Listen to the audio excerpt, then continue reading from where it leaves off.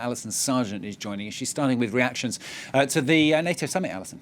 Yeah, that NATO summit wrapped up without Ukraine getting what it wanted, a timeline for joining NATO. I want to start with the cartoon from The Times that I think is pretty efficient, sums it up nicely. This is by Peter Brooks. For Zelensky, it was not NATO, it was just no.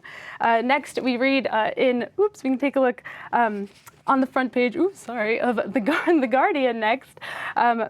They are saying not only, did Zelensky not get a timeline for Ukraine to join NATO, he was also sort of put back in place by comments from both British and U.S. officials saying that he should be showing a bit more gratitude. The UK's defense secretary even saying that Ukraine was treating allies as if they were an Amazon warehouse. Now, The Guardian writes that those unscripted comments appeared to prompt a change of tack from Zelensky. Still, though, the overall view from Kyiv about this NATO summit is pretty negative. This op-ed from the Kyiv Post says that the Vilnius summit debacle exposes first and second class NATO members. One example the paper gives is when a probable Russian missile landed in northern Poland back in December. They ask, would there still be no response from NATO if a similar missile had landed in Germany?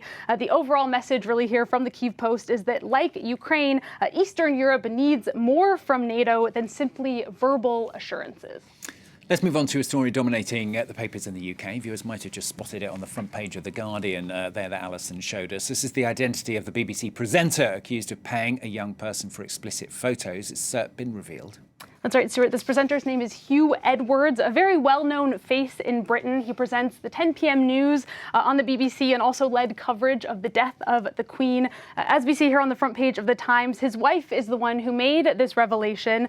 He is the unnamed presenter that tabloid newspaper The Sun alleged had paid a 17-year-old for explicit images. Now, we can take a look at the Daily Mail. As we read on the front page here, his wife's statement came just minutes after the police announced that they actually found no evidence to support the allegations and concluded that no crime had been committed. Now, Hugh Edwards' wife, as we read here, also said that he has serious mental health issues and has been hospitalized after this incident. She has appealed for privacy for their family. And finally, The Guardian has some analysis about this whole debacle.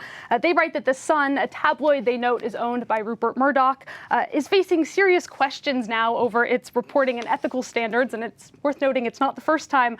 Even before the police had cleared Edwards of illegal behavior, the young person that he allegedly asked for these photos, who is now 20, had issued a statement saying that the allegations were rubbish. And they say that The Sun knew that they were denying it, but published the story anyway without mentioning it.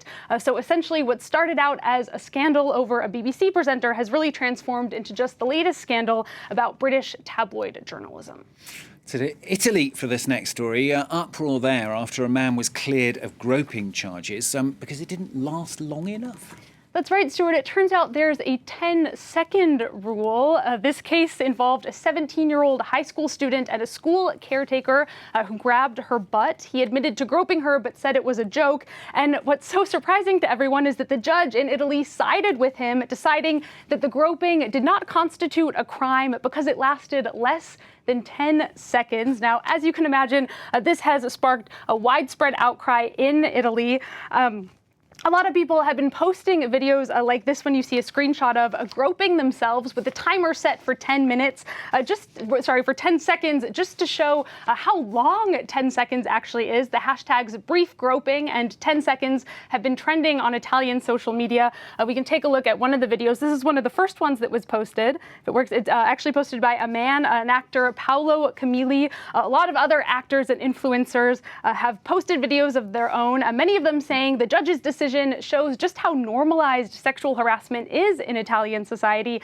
We'll have to see if this becomes a tipping point. Yeah, a good way to draw attention to the point. Speaking of tipping points, a new study has found that climate change is literally changing the colour of the ocean. That's right. It's no longer ocean blue, but sea green, I guess you could say. The Daily Beast explains that a new study published in the journal Nature found that the color of the ocean has shifted significantly over the past 20 years, becoming greener over time. it's a change that climate scientists say that they were expecting. It has to do with the growing presence of phytoplankton and other plant life that indicates an increase in CO2. The most serious consequence, though, of course, is not the color of the ocean, but the impact that all of that could have on marine ecosystems. It's also just a very good visual reminder of climate change. And staying in the ocean for this last story from Alison, a sea otter has become something of a menace to surfers. This is in California, not surprisingly, perhaps. Yeah, this story is from the New York Times, and as you can see, they've had a lot of fun with the headline here. She steals surfboards by the seashore. Try saying that 10 times fast. And now the she, in this case, is a 5-year-old otter. Not only does she steal the boards, Stuart, but she rides them as well. We can take a look. They have a little photo there. She's very adorable.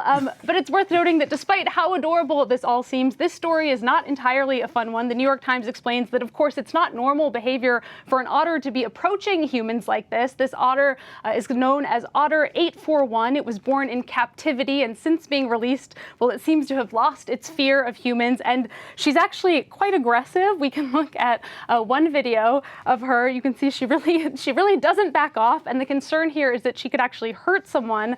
If she bit someone, the state would have no choice but to euthanize her. So authorities are trying to capture the otter so that they can take her back to an aquarium to peacefully live out her days. And hopefully once she's there, they can get her a surfboard of her own. Oh, I hope it doesn't turn into a sad story, because he just looks like he wants to go for a surf. I know, it just looks like a big surfing fan. Yeah, exactly. Oh, I hope it works out well. Alison, thank you very much. Alison Sargent with the papers for us on France 24.